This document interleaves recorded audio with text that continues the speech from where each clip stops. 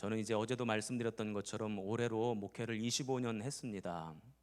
그러면서 처음에 이제 목회를 하면서 제 나름대로 평생 목회를 할 텐데 목회자가 뭘 많이 하는가 봤더니 설교를 많이 해요. 설교를 하는데 그냥 하지 말고 내 나름대로는 좀 원칙을 세워놓고 설교를 하자, 이런 마음을 먹게 됐어요. 그래서 원칙을 첫 번째, 두 번째, 세 번째 원칙을 정해놨거든요. 그 첫 번째 원칙이 뭐냐면 의미 있게 설교를 하자. 무슨 얘기냐면 주일날 성도들이 이제 설교 말씀을 듣잖아요. 그러면 참 놀랍게도 저희 각각의 교회의 저 예배당 문에는 특별한 능력이 있어요. 저 문만 통과하면 어찌나 그 다 잊어먹든지, 목사님이 무슨 말씀을 하셨는지, 어떤 은혜를 받았는지, 성경에 어떤 말씀을 풀어주셨는지 새카맣게 잊어버려요. 또 그게 또 목사님들에겐 소망이 됩니다. 그거 다 기억하면 또 무슨 설교를 어떻게 하면 살아가겠습니까? 그런데 저 탁월한 능력의 문을 통과할지라도 그래, 이번 주만큼은 목사님 말씀하셨는데 요거는 참 기억에 남는다, 그래서 마음에 새길 수 있을 만한 의미 있는 설교를 하자. 이게 이제 제 첫 번째 원칙입니다. 그래서 의미 있는 설교를 하려고 제가 얼마나 노력하는지 몰라요. 그런데 그게 하다 보니까 쉬운 게 아니더라고요. 어떻게 매번 주일 예배 때마다 의미 있게 설교를 하겠냐고요. 안 된다는 거 저도 알고 여러분들도 압니다. 여러분들이 한번 올라와 보셔서 한번 해보시라고. 그거 안 된다고요. 어떻게 매번 의미가 있을 수 있겠습니까? 그래서 두 번째 원칙이 뭐냐면 의미가 없다면 재미라도 좀 있자. 그래서 주일날 설교 말씀 듣고 갈 때에 그래도 교인들이 한 번, 두 번 웃게라도 만들자. 세상에서 일주일 동안 살면서 돈 버느라고, 자식 가르치느라고, 이것저것 사명 감당하느라고 얼마나 힘들고 얼마나 괴롭고 얼마나 어려워요. 그런데 교회 와가지고 맨 목사님한테 야단이나 또 맞아. 그리고 이거 틀렸다 저거 잘못됐다 맨날 그런 얘기만 들으니 예배 시간에 힘을 얻고 돌아가기는커녕 그냥 주눅만 들어가지고 간단 말이죠. 제가 나는 그래서 혼내키는 설교하지 말고 은혜를 끼치는 설교하고 가능하면 한 번, 두 번이라도 꼭 웃기자. 그래서 제가 우리 저 대림교회에서 주일날 그래도 꼭 웃깁니다. 일부러 웃기려고 애를 써요. 안 웃긴데도 우리 성도들이 또 웃어줍니다. 그래서 또 감사해요. 두 번째 원칙은 재미라도 있게 설교하자. 그런데요, 이것도 쉽지가 않아요. 재밌는 것도 한두 번이지 어떻게 매주 재밌는 설교를 하냐고요. 재밌는 얘기가 그 뭐 어디서 막 쏟아지는 것도 아니잖아요. 매번 어떻게 재밌게 설교를 합니까? 그것도 참 어려운 노릇이더라고요. 그래서 세 번째 원칙을 정해놓은 게 있어요. 이것도 저것도 아니면 일찍이라도 끝내주자. 이게 이제 제 세 번째 원칙입니다. 그래서 여러분들이 은혜도 못 받는 것 같고 재미도 없는 것 같으면 그냥 일찍 끝내려고. 일찍이라도 오늘 이것저것 세 개 중에 하나는 꼭 걸릴 겁니다. 이 원칙 안에서 제가 오늘 이제 설교를 하도록 할게요. 자, 오늘 말씀을 보니까 우리가 너무나도 잘 알고 있는 말씀입니다. 뭐 이 말씀 모르는 사람 있습니까? 안 들어본 사람 있습니까? 다 들어봤고 읽어봤고 다 알고 있어요. 그럼에도 불구하고 또 새로운 은혜가 이 말씀 가운데 있어서 저는 여러분들과 이제 그 말씀을 같이 나누고 또 같이 은혜를 좀 받으려고 합니다. 오늘 말씀해 보니까 물이 변하여 포도주가 됐다. 이것 봐요. 다 알잖아요. 저쪽 동네는 아직 소문이 안 나왔나 보네. 소문 못 들었나 보네. 물이 변하여 포도주가 됐어요. 이쪽 동네 물이 변하여 포도주가 됐어요. 이런 놀라운 기적이 나타났거든요. 그래서 이 놀라운 기적이 어떻게 벌어졌는가? 이것이 우리들의 인생 가운데 또 어떤 의미가 있는가? 내 삶 속에서도 이런 역사가 나타났으면 좋겠는데 어떻게 해야 되는가? 그 얘기를 좀 나누려고 합니다. 자, 오늘 말씀은 이렇게 시작이 됩니다. 가나에 혼인잔치가 있었대요. 한참 잔치가 진행되는데 포도주가 똑 떨어졌다는 거예요. 그러니 잔치 자리에 포도주가 떨어졌으니 흥이 다 깨지고 잔치가 망치기 일보 직전이죠. 문제가 생긴 것입니다. 제가 보니까 우리들의 인생도 이런 비슷한 일들이 참 많아요. 때로는 건강이 똑 떨어져요. 건강해야 되는데, 그래야 일도 하고 건강해야지 공부도 하고 건강해야 가정도 세워나가고 건강해야 교회 충성도 하고 건강해야 언제 아멘 하려고 아멘 안 하고 지금 그러고 있는가. 눈치가 아직 없어. 눈치가. 건강해야 교회 충성도 하고 건강해야 일도 하고 건강해야 가정도 세우고. 그런데 어느 날 갑자기 건강이 똑 떨어져 버리는 일이 생기잖아요. 저는 지난주 토요일 날 이제 서울 라면의 평신도 수련회가 평창에서 있어가지고 아침 일찍 제가 집회를 인도하느라고 그 전날 금요일 날 평창을 내려갔어요. 그 평창 하나 리조트 그 입구까지 갔는데 갑자기 전화가 왔습니다. 119 대원이라고.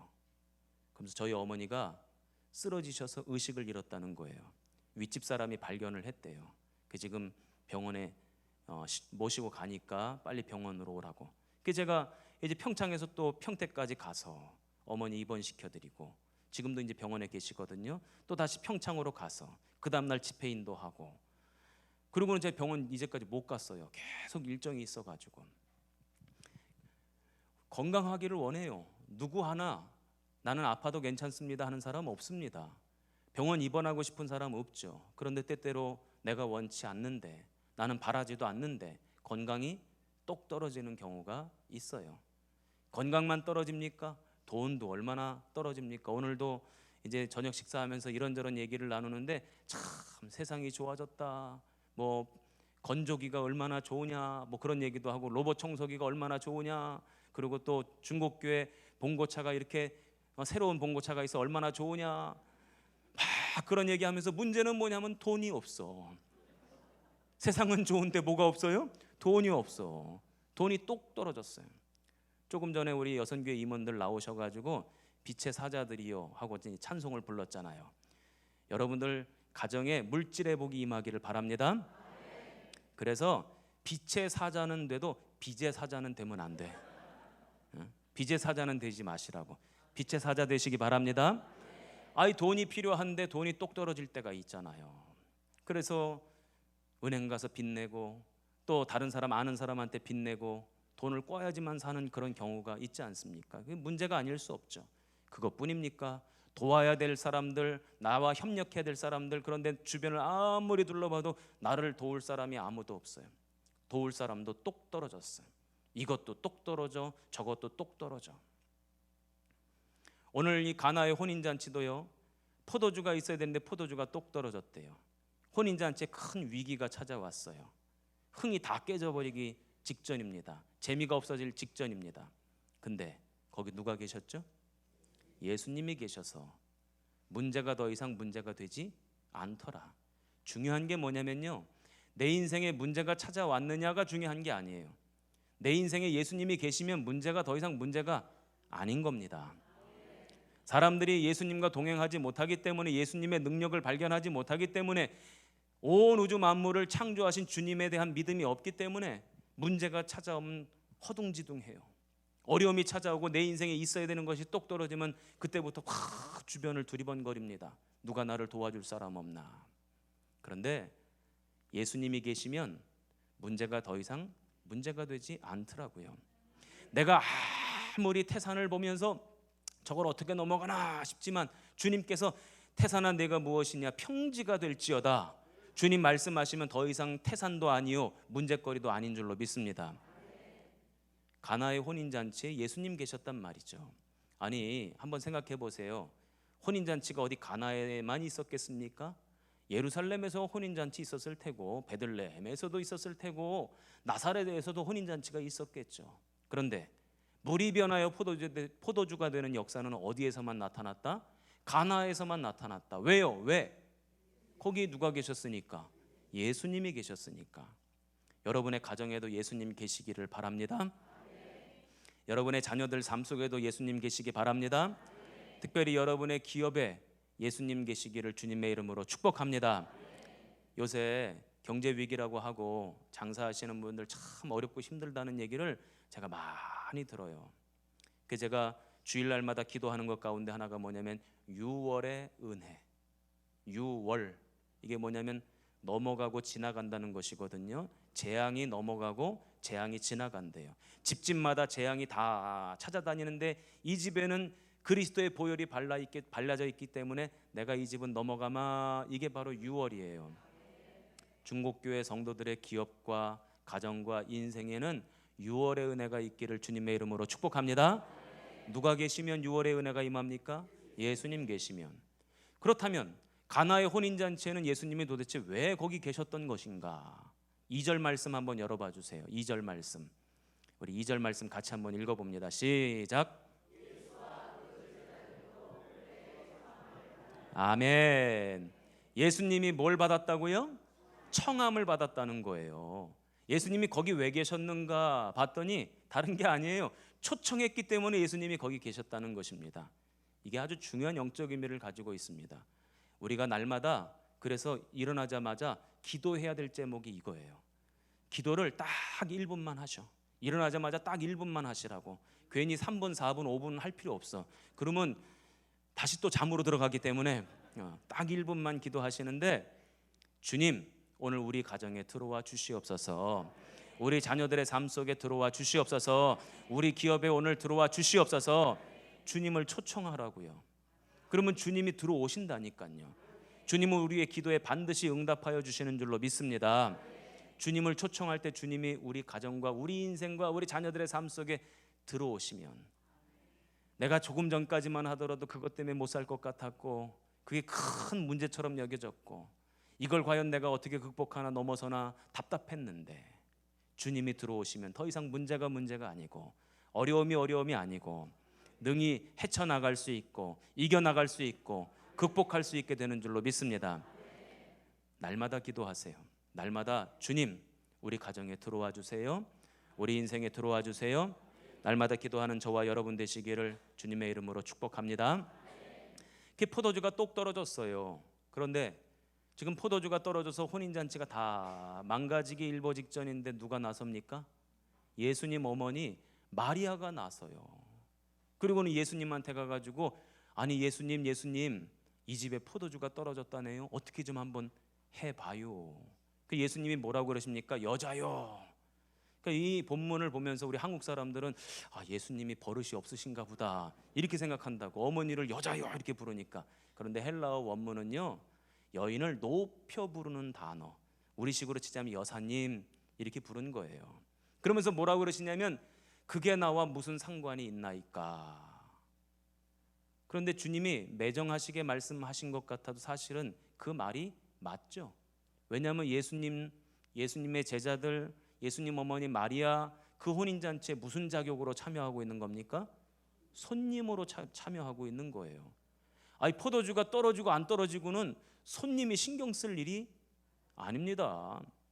여러분들이 어느 누구 결혼식이 있어가지고 가서 결혼식 잔치에 참여했다가 음식을 먹는데 음식에 뭐가 좀 싱거운 것 같아.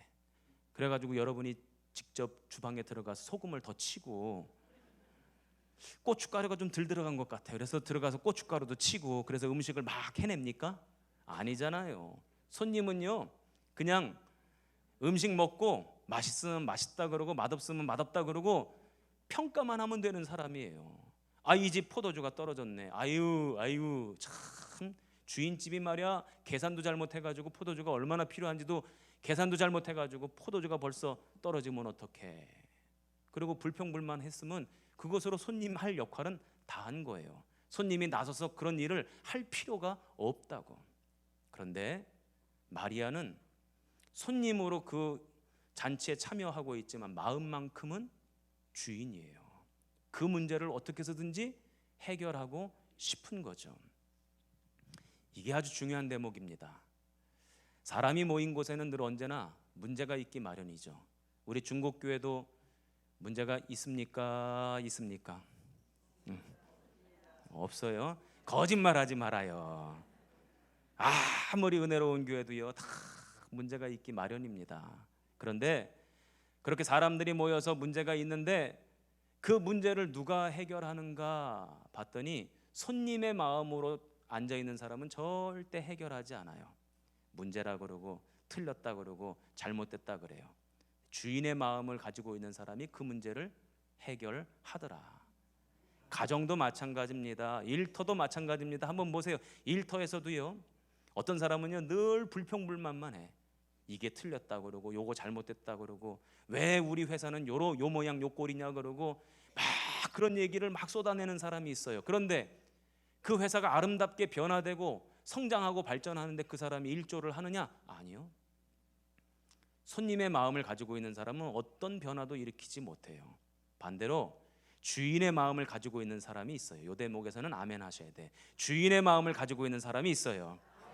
중국교회에도 주인의 마음을 가지고 있는 성도가 있어요. 그런데 교회는 누구를 통해서 세워지는가, 누구를 통해서 발전하는가, 누구를 통해서 아름답게 변화되는가 봤더니 바로 그 마음을 가지고 있는 사람, 바로 그 사람을 통해서 역사가 나타납니다.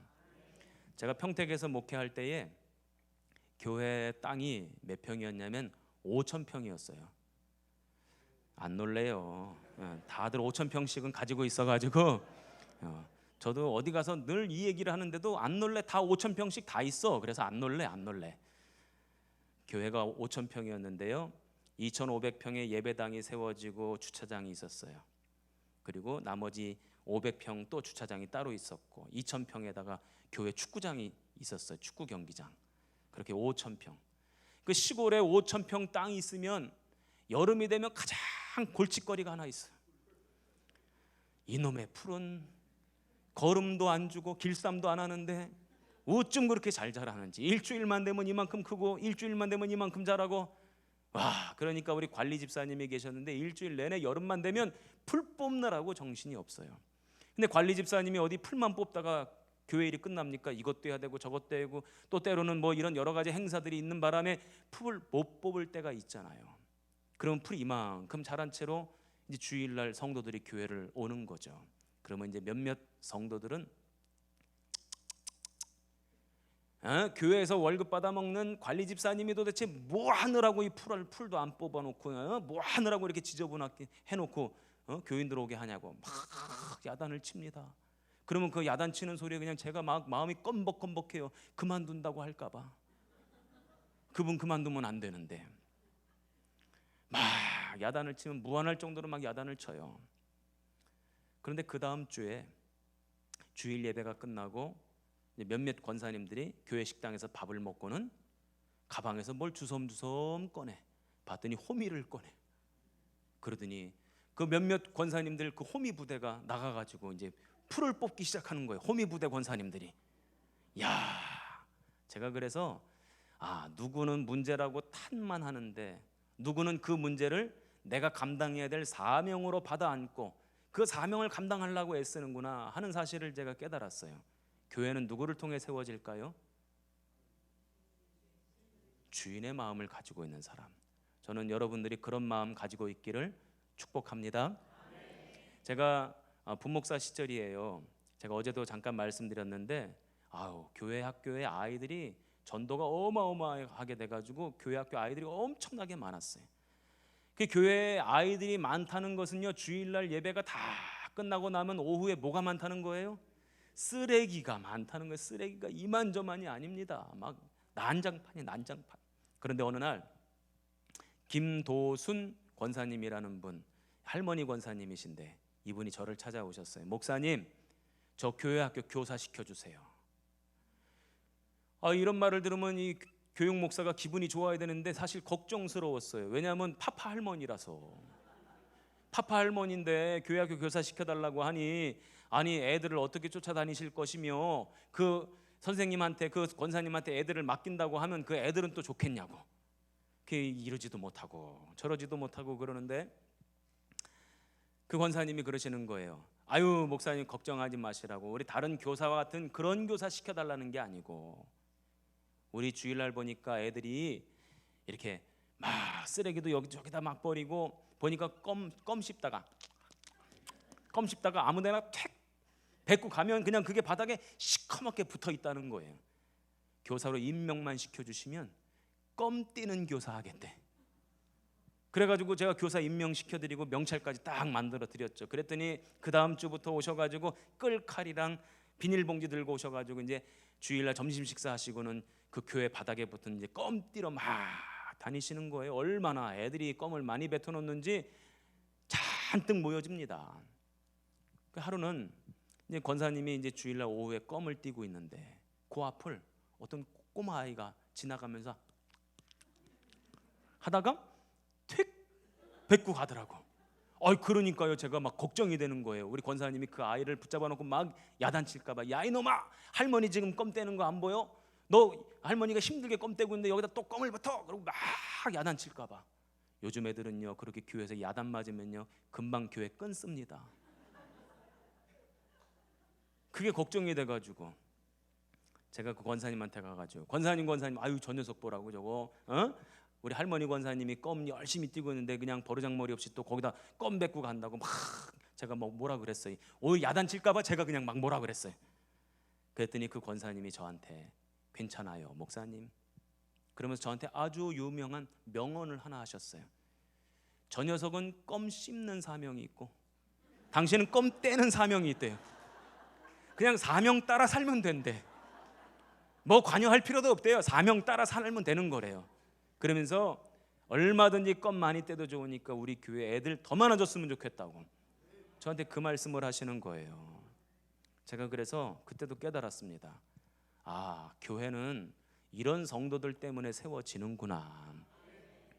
분명히 우리 대림교회도 문제가 많은데, 우리 은혜로운 대림교회도 문제가 많은데, 뭐 중국교회는 문제가 없으려고 이것도 문제고 저것도 문제겠지만 문제다 하는 사람을 통해서는 아무런 변화도 나타나지 않고 아무런 역사도 일어나지 않습니다.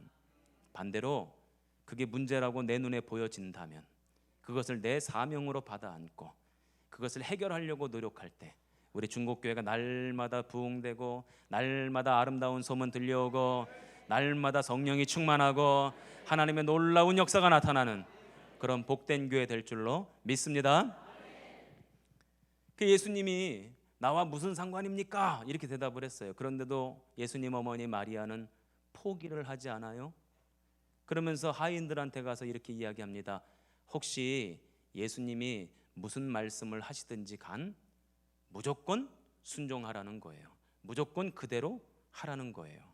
이 무슨 얘기입니까? 순종을 하되 이것저것 따지지 말고 끝까지 순종하라는 것 아니겠습니까? 포기하지 말라는 거잖아요. 한번 따라해 보시기 바랍니다. 끝까지 순종하자. 사람들이요 순종하시겠습니까? 그러면 아멘은 어지간히 잘해. 한번 여러분들한테도 한번 여쭤볼게요. 여러분들 순종하시겠습니까? 아멘은 잘한다고. 그런데 생각해보고 계산기 두드려보고 이거 아닌 것 같은데, 이러면 안 될 것 같은데, 그러면요 안 해요. 그건 순종 아닙니다.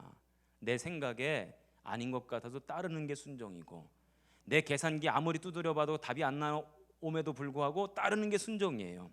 내 기분이 수틀려, 내 감정이 지금 안 좋아요. 그럼에도 불구하고 내 감정을 잠시 내려놓고 내 생각을 잠시 내려놓고 내 기준을 잠시 내려놓고 그러면서 따르는 게 순종이라고요.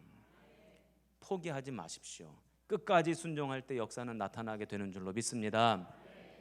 제가 평택에 있을 때 한 여자 집사님, 이분은 병원 간호사세요. 근데 어느 날 주일날 예배 끝나고 저를 찾아와서 목사님 저 위해서 안수기도 해주세요 그러는 거예요. 왜요? 뭐 어떤 제목으로 안수기도 할까요? 그랬더니 목사님 제가 이제까지 병원 간호사로 살았는데 앞으로는 학교에서 아이들을 돌보는 보건교사로 살고 싶어서 그래서 어느 학교 보건교사 뽑는다고 그래서 지원을 했대요.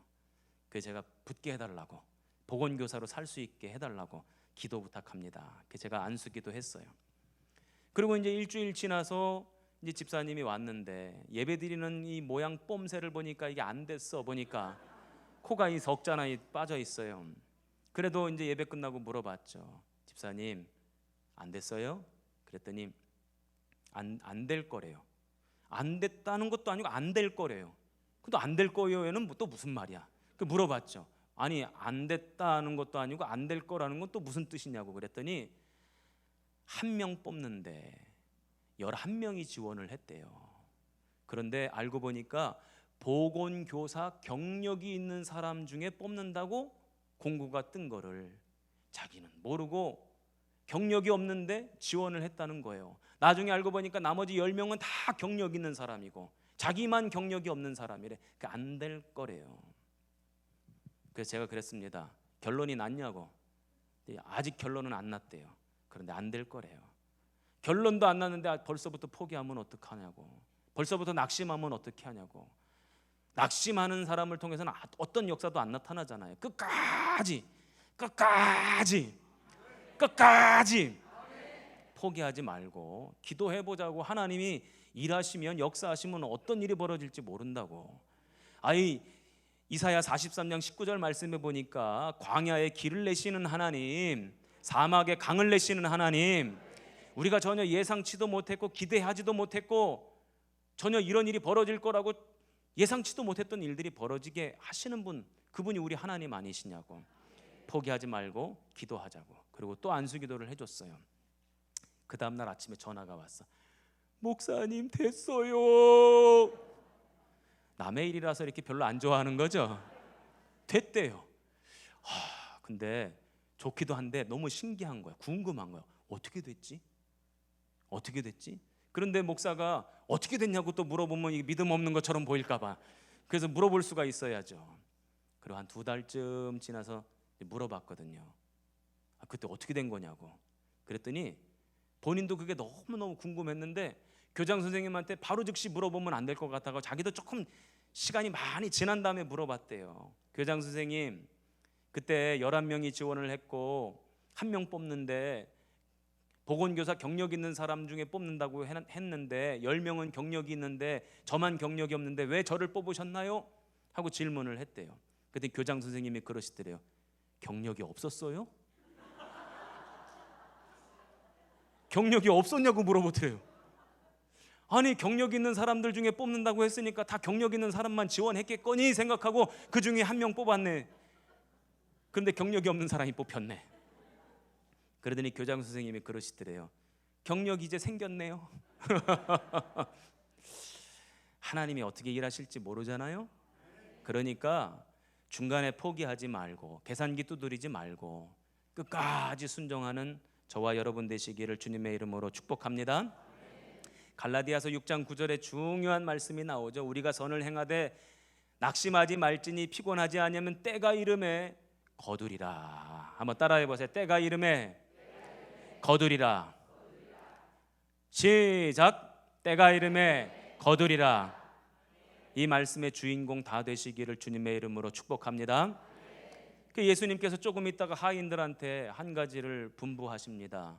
저 돌 항아리에다가 갖다 물 좀 가득 채워봐. 그런데 우리가 돌 항아리 그러니까 우리 한국 사람들은 좀 이해가 잘 안 돼요. 돌로 뭔 항아리를 만드나 싶은 생각도 들고 그 항아리 그냥 항아리 생각을 합니다. 그런데 이 돌 항아리는 우리식으로 말하자면 절구 같은 거예요. 절구 모양의 돌로 이렇게 파가지고 만들어 놓은 그런 물 담아 놓는 것을 유대인들은 집 앞에다 이렇게 놓습니다. 그 물을 채워놓고 그 물은 뭐 하는 물이냐면 사람이 먹는 물이 아니에요. 발 닦고 손 닦는 물이에요. 아니 지금 포도주가 떨어졌는데 발 닦고 손 닦는 물을 채우는 거랑 이거랑 저거랑 무슨 상관이 있냐고, 무슨 관련이 있냐고. 분명히 따져 물을 수도 있을 거예요. 아니 포도주가 떨어졌는데 이건 왜 채웁니까? 물어볼 수도 있는 것 아니겠어요? 그런데 하인들은요 묻지도 따지지도 않아. 그리고 그대로 순종을 합니다. 그리고 나서 주님이 그 물을 다시 또 연회를 주관하는 연회장에게 떠다 주래요. 그게 떠다 줬어요. 아니 이거 그 손 닦고 물 닦는 물 이거 떠다 주면 이거 딱이 맞을 일입니다. 이거 너희들 뭐 하는 거니? 그러면서 이제 야단 맞을 일이에요. 그런데도 묻지도 않고 따지지도 않고 떠다 줍니다. 그랬더니 그 물이 변하여 포도주가 됐어요. 저는 이 말씀을 읽으면서 그 포도주가 도대체 어디에서 나왔는지 그 잔치 자리에 있었던 사람은 아무도 몰라요. 연회장도 모르고 혼주집도 모르고 신랑도 모르고 신부도 모르고 시어머니도 모르고 며느리도 모르고 다 몰라. 그 포도주가 어디서 나왔는지 몰라요. 그런데 성경 말씀에 보니까 누구만 알더라? 물떠온 하인만 알더라. 하나님의 역사는요, 누구만 아냐면 순종한 사람만 알아요. 순종하지 않은 사람은요, 하나님의 역사를 경험하지도 못하고 눈으로 목도하지도 못해요. 순종한 사람은 시간이 지나고 나면 그때는 몰랐어. 왜 그래야 되는지, 하나님이 왜 그렇게 응답을 주셨는지, 왜 내 인생을 이 길로 이끄시는지 그때는 몰랐어요. 근데 순종하고 나면 나중에 그래서 이렇게 일하셨구나, 그래서 이렇게 역사하셨구나 깨닫게 되는 은혜가 있는 줄로 믿습니다. 저는 우리 중국교회 성도들이 다 그렇게 되시기를 주님의 이름으로 축복합니다. 제가 강원도 정선에 이제 목회를 하러 갔어요. 대학원까지 다 마치고 청운의 부푼 꿈을 안고 이제 목회 현장에 간 겁니다. 가봤더니요, 와, 강원도 산골짜기 그냥 정말 어마어마한 산골짜기, 사람도 안 사는 그 산골짜기에 이제 목회를 하러 갔는데, 이제 교인이 15명 중에 권사님 한 분이 계셨어요. 근데 이사를 하는 날이었는데 이삿짐을 막 나르고 있는데 바빠 죽겠는데 권사님이 오셔가지고, 그때는 전도사였어요. 전도사님 잠깐 저 좀 봐요. 그리고는 이제 예배당이 마룻바닥 예배당이었는데 그 마룻바닥 예배당 가운데로 저를 이제 데리고 가서 앉히는 거예요.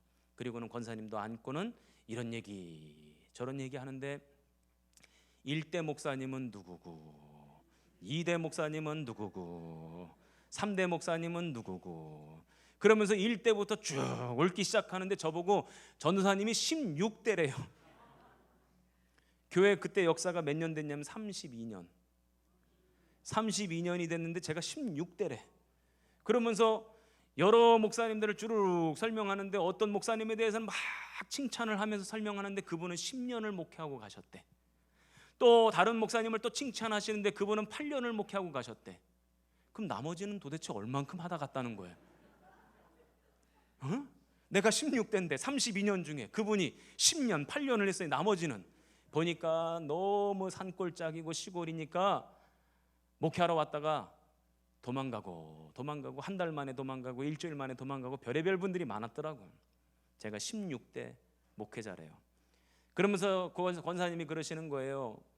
전도사님, 이제 신학교 대학원 다 졸업하고 마치고 목회 처음 하러 오셨는데 이것도 하고 싶고 저것도 하고 싶고 해보고 싶은 거 참 많죠?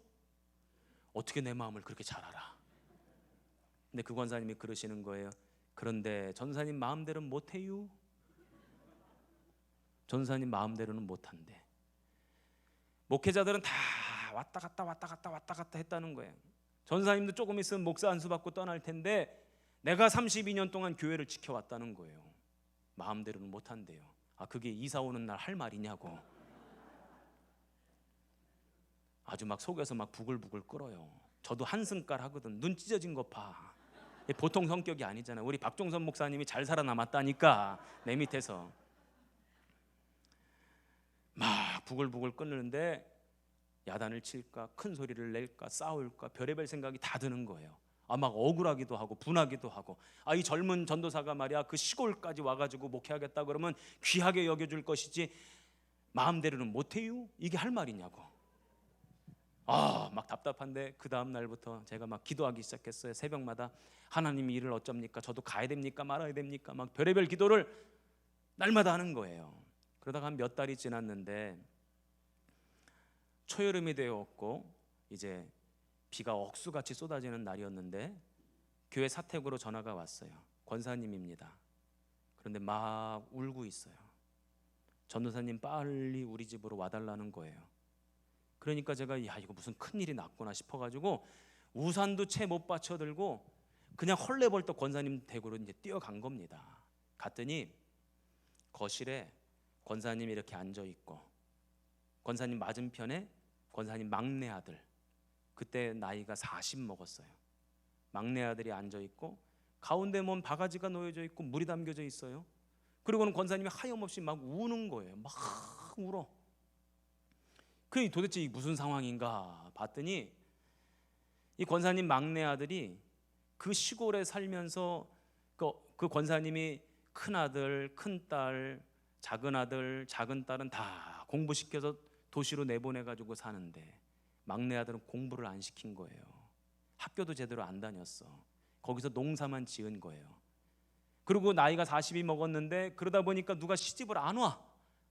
선을 보면 딱지 맞고 선을 보면 딱지 맞고 누가 시집 온다는 사람이 없어요. 그날도 선 보러 나갔다가 딱지 맞고 성질이 나가지고 술을 잔뜩 먹고는 내 인생은 이제 살 가치가 없다고 바가지에다 농약을 받아놓고는 자기 그거 먹고 죽겠다고 엄마를 지금 협박하고 있는 거예요. 와, 그러니까 우리 권사님 막 정신없이 울고 있어요. 그런 상황 속에서 제가 어떻게 해야 됩니까? 막막하잖아요. 지금 신학교 졸업 막 하고 왔는데 도대체 이걸 어떻게 말려야 되는가 알지도 못하겠고, 야, 그래서 제가 속으로 하나님, 제가 어떻게 해야 됩니까? 하고 하나님께 여쭤봤어요. 그랬더니 하나님께서 저에게 바로 응답을 주셨는데, 여러분들은 응답 어떻게 받으세요?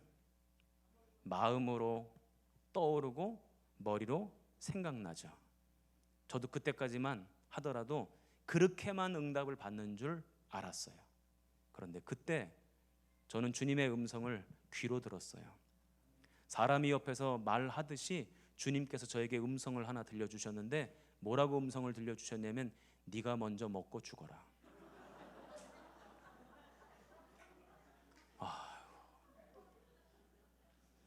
남의 일이라고 그렇게 웃으면 안 됩니다. 네가 먼저 먹고 죽으래요.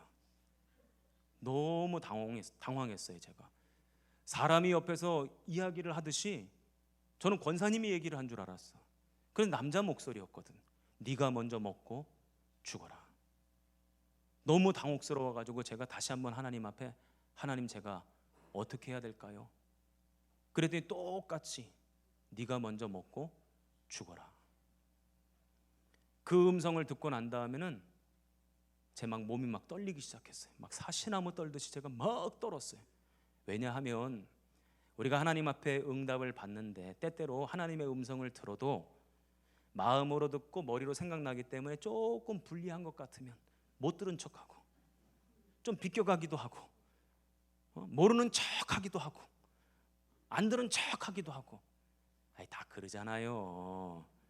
내 마음에 맞는 건 옳았구나 하고 순종한다고 하면서도 조금 불리한 것 같으면 이거 아닌 것 같은데 싶은 생각이 들면 왜 못 들은 척하고 돌아가기도 하고 그러잖아요. 빨리 자수해요. 그런데 저는 하나님의 음성을 육성으로 들었거든요. 비껴갈 수가 없어요. 돌아갈 수가 없어요. 순간 너무너무 무서웠어요. 막 사시나무 떨듯이 막 제 몸이 떨리고 집에 두고 온 식구가 생각이 나고 막 사람들이 막 가족들이 떠오르는 거예요. 도저히 그 주님의 음성 앞에 못 들은 척할 수 없었고 아니라 할 수 없었고 제 마음속에 결단이 섰어요. 제가 그 남자한테, 그 막내 아들한테 그랬습니다. 이 동네에 총 30집 있고 그 중에 교인들 10가정, 15명, 애들 6명, 그런데 우리 교회 권사님 딱 한 분 계신데 그 한 분 권사님 막내 아들이 농약 먹고 자살해서 죽었다 그러면 전도가 되겠나? 교회가 되겠나? 교인들 교회 다니면서 복 받았다는 얘기 해도 전도가 될까 말까인데 막내 아들 농약 먹고 자살했다 그러면 교회가 되겠냐고. 그러면 내 인생도 다 망치는 거고 내 목회 인생도 끝나는 거라고. 그러면서 제가 막 큰 소리를 쳤어요. 내가 농약 반 먹고 먼저 갈 테니까 당신 반 먹고 따라오시오. 그랬더니 그 사람이 좋대요.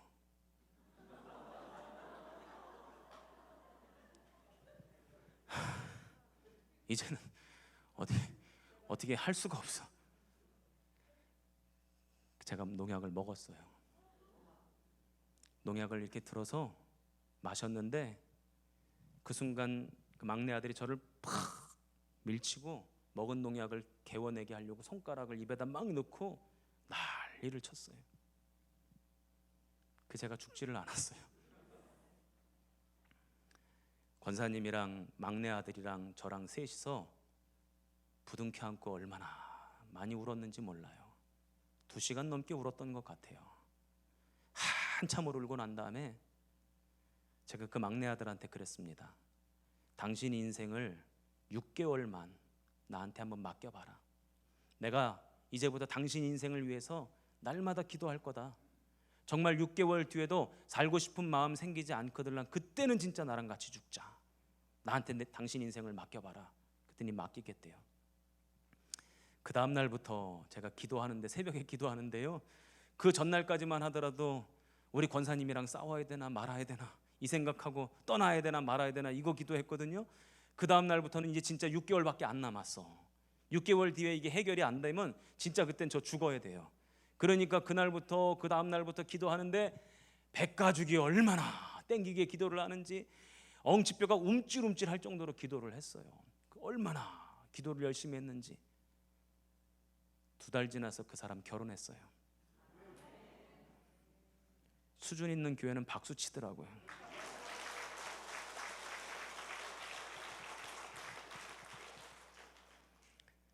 제가 네가 먼저 먹고 죽으라는 주님의 음성을 들었을 때는 두렵기도 하고 무섭기도 하고, 하나님이 왜 이런 음성을 나에게 들려주시는가, 주님이 원망스럽기도 하고, 아니 나를 여기서 걷어가시려고 그렇게 신학교 보내셔가지고 공부시키시고 여기까지 데려오셨는가, 이런 별의별 생각이 다 들었거든요.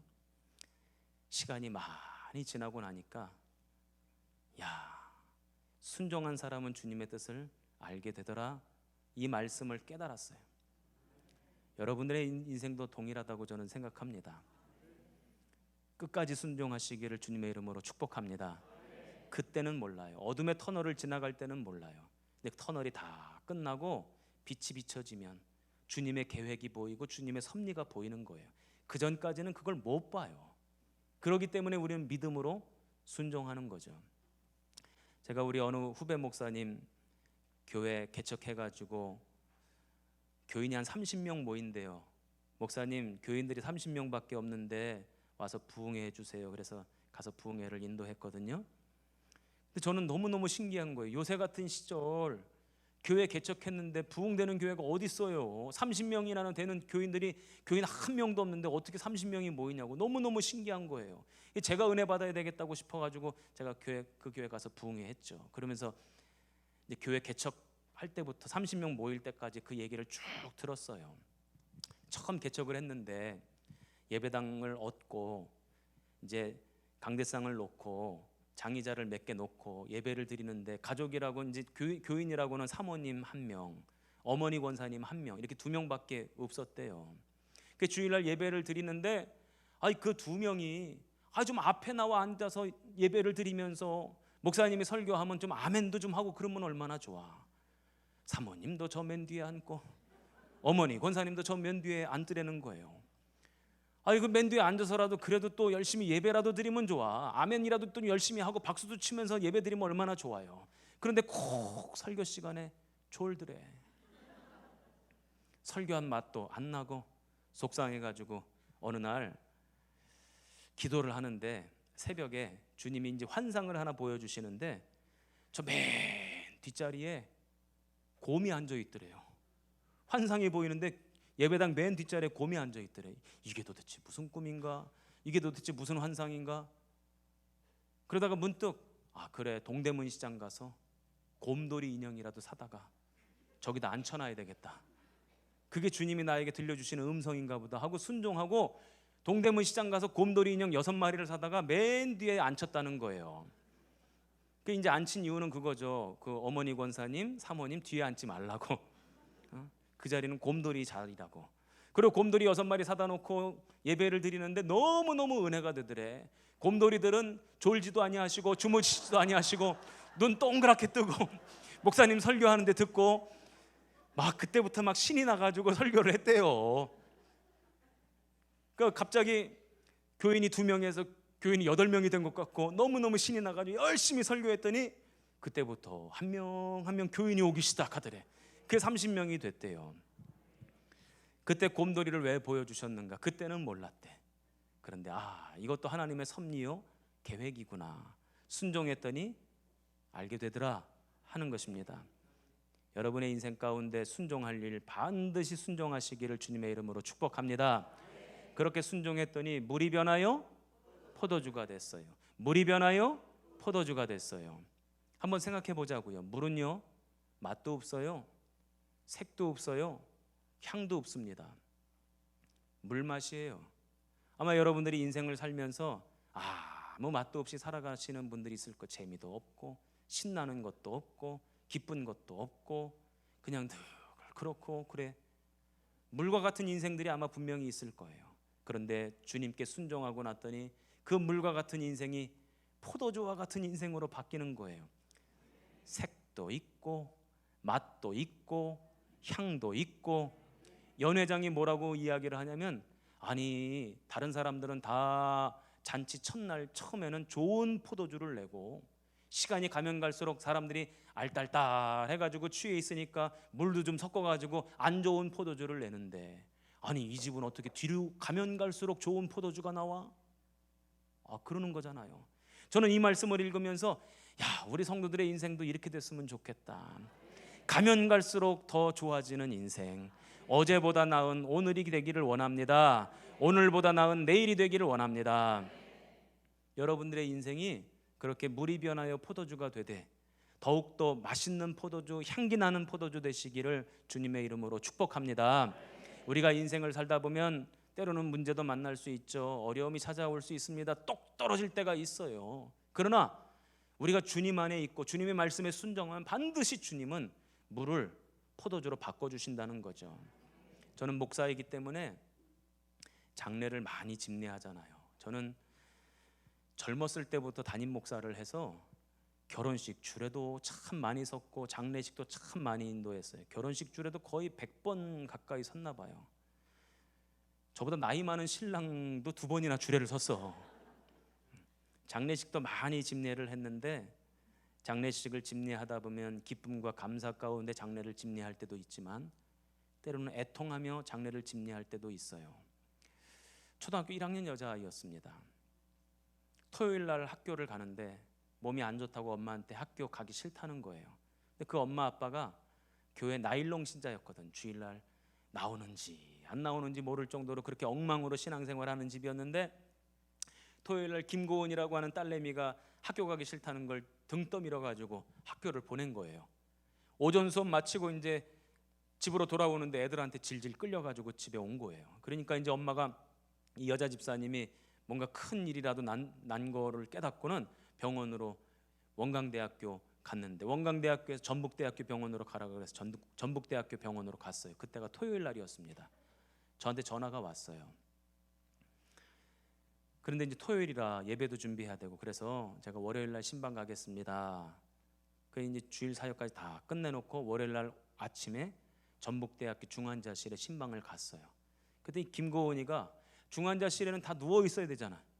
앉아 있는 거예요. 그러니까 제가 그 앉아 있는 모습을 보니까 얼마나 안심이 되든지, 아이고 살았구나, 괜찮구나. 그리고는 격려해주고 위로해주고 기도해주고 나오려고 그러는데, 고은이가 저한테 그래요. 목사님, 저 지금 죽어도 천국 가나요? 1학년, 초등학교 1학년 여자아이인데. 그 소리를 듣고는 제가 소스라치게 놀랐어요. 아이 무슨 소리야. 목사님이 보니까 너 오늘 오후라도 태어날 것 같은데. 고은아, 너 예수님 믿지? 믿는데요. 그러면 하늘나라 가지. 그런데 지금은 아닌 것 같아. 너 나중에 할머니 돼서 하늘나라 갈 거야. 걱정하지 말어. 그리고 나오면서 격려해주고 부모님들 기도해주고 나왔는데, 그 다음날 하나님 나라 갔어요. 장례를 집례하는데 장례가 제대로 되지를 않습니다. 예배만 드리면 엄마 아빠는 절도하는 거예요. 그 슬픔을 참아 저희가 어떻게 다 알 수 있겠습니까? 자식을 먼저 떠나보내는 그 부모의 마음을. 저도 얼마나 하나님이 원망스럽고 얼마나 눈물이 나는지, 장례를 어떻게 집례했는지도 모를 정도로 그렇게 장례식을 치렀어요. 그리고는 그 엄마 아빠가 교회 안 나오는 거예요. 이해가 되죠? 교회 다니는데, 아이도 교회 열심히 다녔는데 그 아이가 죽었다고 하니, 질병으로 갑자기 세상을 떠났다고 하니 누가 기쁜 마음으로 교회 나올 부모가 어디 있겠습니까? 그 마음도 얼마든지 이해가 되죠. 한 1년쯤 지났는데요, 제가 수요 예배 설교를 맡아서 수요 예배 인도를 하고 있는데, 제가 한참 설교가 시작됐는데 저 뒷문이 빼꼼 열리더니 고은이 엄마가 들어와요. 맨 뒷좌석에 앉아서 예배를 드리는데 계속 울어요. 예배가 다 끝난 다음에 그 고은이 엄마를 불렀습니다. 잘 왔다고. 그랬더니 고은이 엄마가 그때부터 이런 얘기를 하는 겁니다. 하나님이 너무너무 원망스럽고 교회를 다니면서 복을 받아야 되는데, 은혜를 누려야 되는데 내가 무슨 죄를 졌길래 이런 벌을 받냐고 막 하나님 앞에 따지기도 했다는 거예요. 그런데 어느 순간부터 그럼에도 불구하고 하나님의 사랑이 느껴지고 고은이가 천국 갔다는 게 믿어지더래요. 그래서 교회를 나온 거예요. 그때부터 신앙생활을 하는데 남편 집사님이랑 얼마나 열심히 신앙생활을 하는지, 신앙생활 열심히 하는 모습, 성가대로 봉사하는 모습만 보고 이제 저는 이제 떠나왔거든요. 나중에 들리는 소식은요, 권사님들 되셨다 그러고, 나중에 또 들리는 소식은 아이가 생겼다는 거예요. 그리고는 그들이 얼마나 하나님 앞에 복을 받고 은혜를 받는지 그런 소문들이 다 들려오는 겁니다. 제가 그때 우리 하나님께서 물을 변화시키셔서 포도주 만드셨구나. 물을 변화시키셔서 포도주 만드셨구나. 여러분의 인생도 주님이 그렇게 하실 줄로 믿습니다. 주님이 그렇게 만들어 주실 줄로 믿습니다.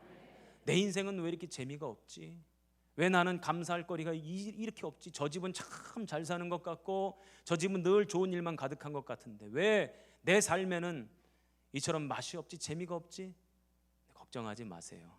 주님을 청하시면 주님이 우리 가정에 들어오실 것이고 우리 자녀들 인생 가운데 함께 하실 것이고, 우리가 말씀에 순종하면 물과 같은 우리의 인생을 포도주처럼 변화시키셔서 가면 갈수록 맛있고 가면 갈수록 향이 좋고 가면 갈수록 색이 예뻐지는 아름다운 인생 만들어 주실 줄로 믿습니다. 그 믿음 가지고 오늘 주님 앞에 부르짖어 기도하는 저와 여러분 되시기를 축복합니다. 우리 찬양하겠습니다. 주가 일하시네.